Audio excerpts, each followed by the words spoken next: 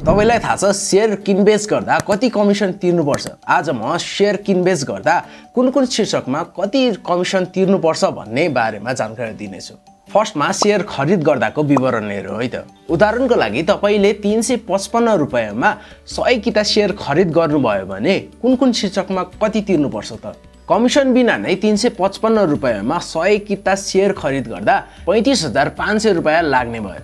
अब यसमा 25 रुपैयाँ डीपी शुल्क लाग्छ, त्यसपछि 0.36% ब्रोकर कमिसन लाग्छ, जुन 127 रुपैयाँ 80 पैसा हुन आउँछ। यो 127 रुपैयाँ 80 पैसा मध्ये तपाईको ब्रोकरले 101 रुपैयाँ 47 पैसा पाउँछ, नेप्सेले 25 रुपैयाँ 56 पैसा पाउँछ भने धितोपत्र बोर्ड 7 ले 77 पैसा पाउँछ। यसरी तपाईले अब कमिसन र शुल्क सहित ब्रोकरलाई कुल 35,633 रुपैयाँ 13 पैसा तिर्नुपर्ने हुन्छ। यसो हुँदा तपाईको शेयर खरिदको लागत प्रति किता 356 रुपैयाँ 33 पैसा हुन आउँछ। यो हिसाब भनेको चाहिँ 50,000 रुपैयाँ सम्मको शेयर खरिद गर्दाको हिसाब हो है।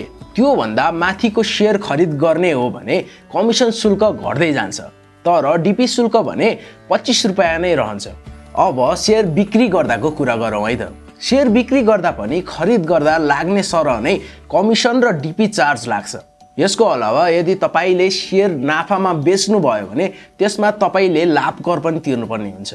यदि तपाईले शेयर किनेको 365 दिन अगाडि नै बेच्नु भयो भने तपाईले गर्नुभएको नाफाको 7.5% लाभ कर तिर्नुपर्ने हुन्छ। 365 दिन पछि बेच्नु भयो भने तपाईले गर्नुभएको नाफाको 5% मात्र लाभ कर तिर्नुपर्छ।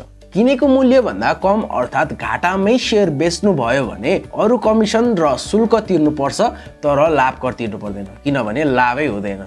ल आजलाई यति नै। शेयर बजार सम्बन्धी यस्तै जानकारीमूलक भिडियो हेर्नका लागि हामीलाई फलो गर्नुहोला।